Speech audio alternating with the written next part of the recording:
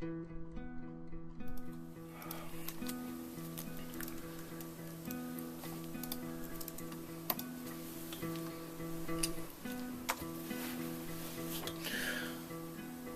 shaking. I'm shaking right now because really can't put into words what I'm feeling. I can't put into words like what's going through my head. So I'm just gonna wing it.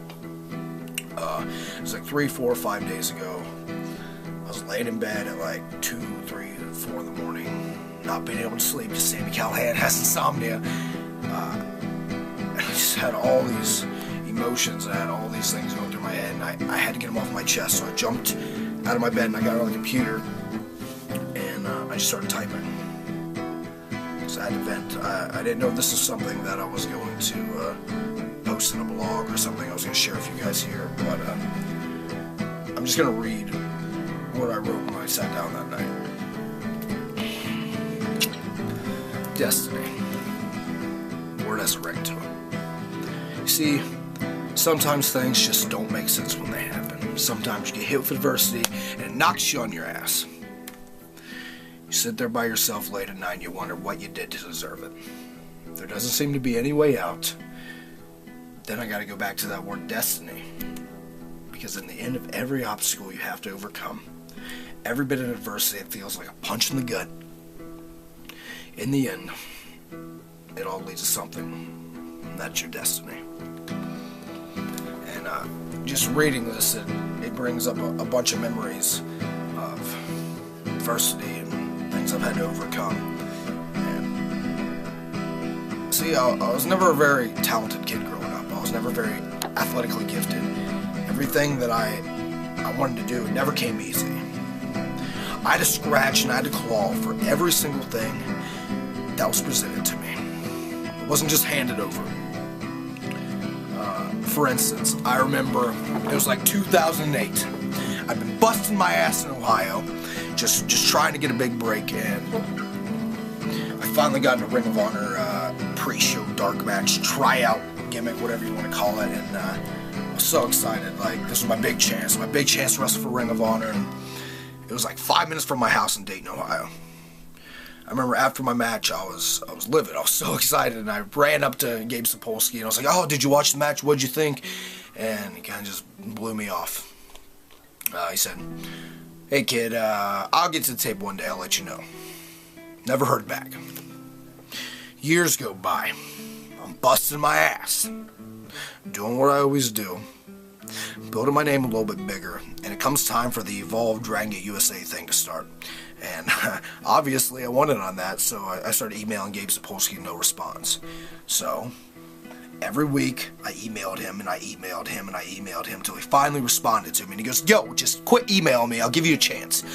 If you want to wrestle for free," because you know how bookers love to throw around the word free for opportunity, "I'll give you a chance.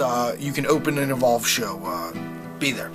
So it was Evolve 3, it was me versus Adam Cole in the opening match, and kind of turned some heads, but nothing really came of it. And then Gabe's like, "Oh, I'll throw you a bone. I'll let you on Dragon Gate USA show here and there. I'll let you on a couple more Evolve shows." And I started climbing that ladder up and up and up and up and up, and started proving people wrong. I proved Gabe Sapolsky wrong. He blatantly said in an interview, "I never wanted to book Sami Callihan. I didn't get what everyone else was seeing." But then I realized, like, all this shit happens for a reason. I'm just gonna take it with a grain of salt, keep doing what I'm doing, keep working hard. One day it's all gonna pay off.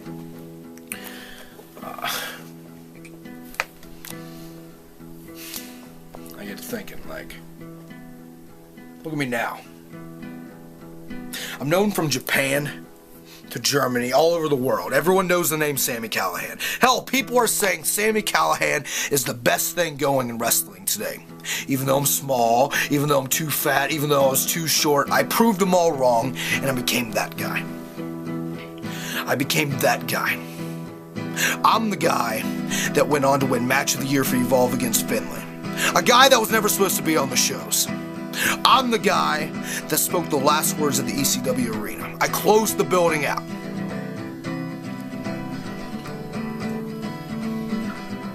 So what's gonna happen now? What's gonna happen now? And then I started thinking some more. And I remember for a while, I kind of went off the path and I kind of got a little crazy with my feud against AR Fox.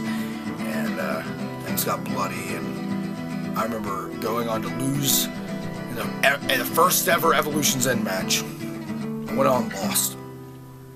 Then the next night against El Generico, I snapped, beat up a referee, and I got suspended. And I was sitting at home by myself wanting to quit wrestling, and I was like, why did this happen? What does this all mean? Now I realize it. It's that word destiny. That word destiny that gets thrown around all the time. This all is going to lead to something bigger. Now we look on to April at WrestleCon. Secaucus, New Jersey. First ever Evolve title tournament to declare the first ever Evolve champion. And like always, adversity rears its ugly nose, and no one thinks I'm going to win. I have a 3-9 record right now. I have one of the worst records in Evolve, even though I've been there for a while. First round, 4-way freestyle. Me, my boy Rich Swan, Samurai Del Sol, and Jigsaw. We're gonna steal the show. Then I'm gonna go on to wrestle Chuck Taylor, and I'm gonna make him tap out to the stretch muffler. Then it all leads to the finals.